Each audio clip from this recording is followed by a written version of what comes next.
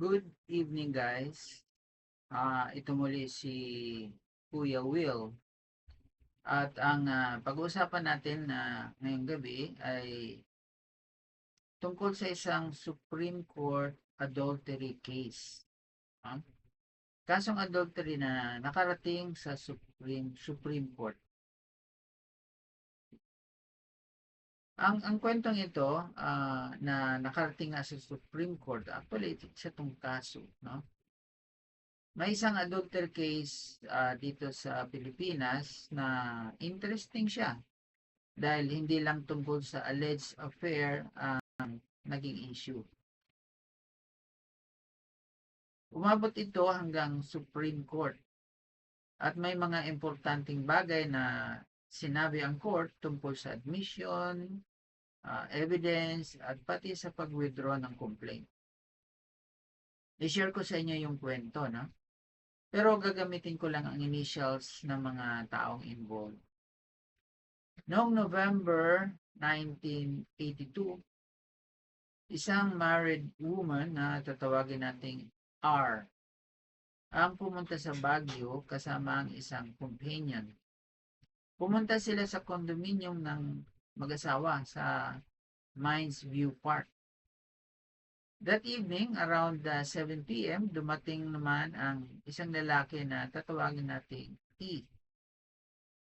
Pinapasok siya ng isang witness at pumunta siya sa master's bedroom kung saan naroon si R at ang kasama niya. Then, ayon sa findings ng mga korte, hiniling ni R sa companion niya na umakyat muna sa sala. So, naiwan sa bedroom si R at si E.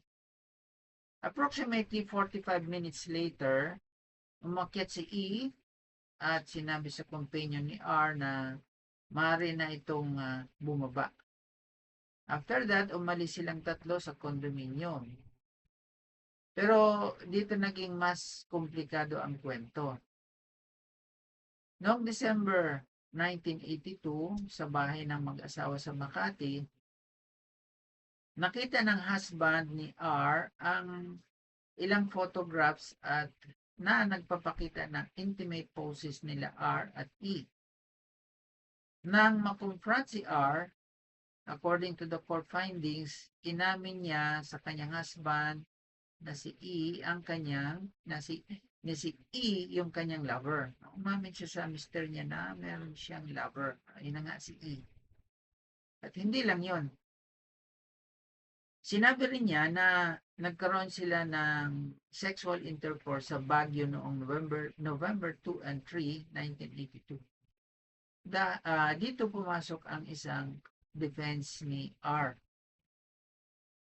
Sinabi niya na sinabi niya physically impossible raw na mangyari yun dahil isang buwan pa lamang mula nang siya ay ma-cesarean section. Pero hindi ito tinanggap ng mga korte. One of the things considered by the courts was evidence that around that period, nakapaglaro pa siya ng tennis for about 15 minutes sa Camp John Hay. So, para sa korte, sa mga korte, hindi sapat ang argument na physically impossible ang nangyari. Pero may isa pang interesting na development. Later in the case, ang husband ni R na si J ay gumawa ng affidavit at manifestation kung saan sinabi niyang gusto niyang umatras sa kaso. In fact, sinabi niya na may tinatawag na tacit consent daw siya sa affair.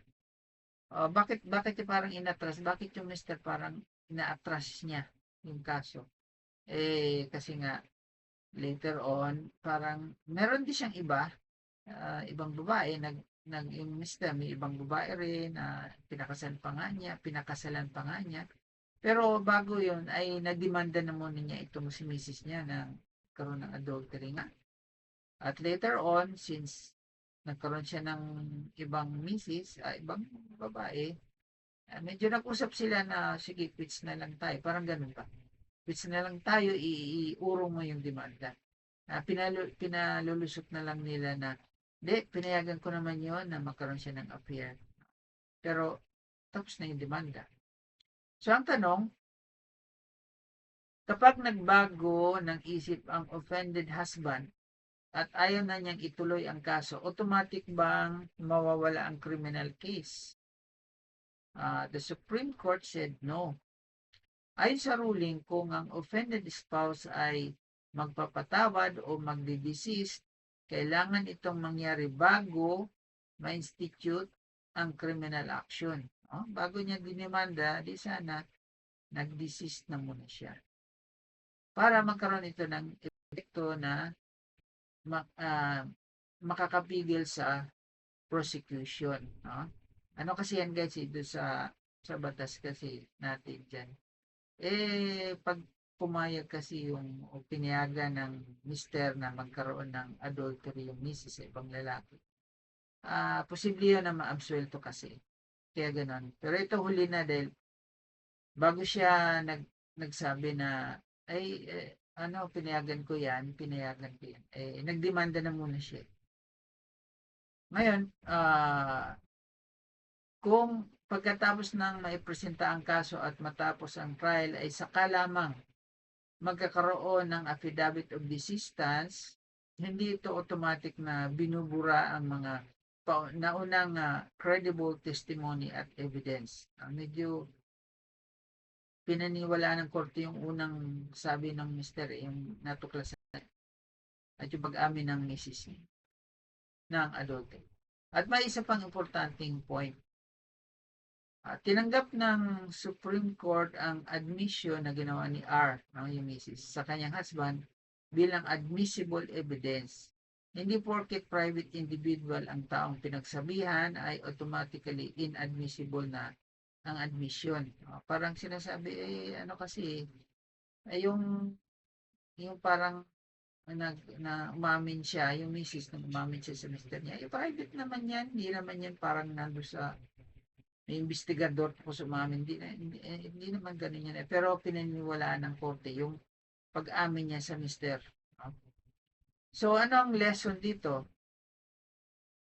Hindi sapat na sabihin na nagbago na ang isip ng husband kaya tapos na ang kaso. Sa criminal case, may mga legal requirements kung kailan maaaring magkaroon ng epekto ang pardon o desistance.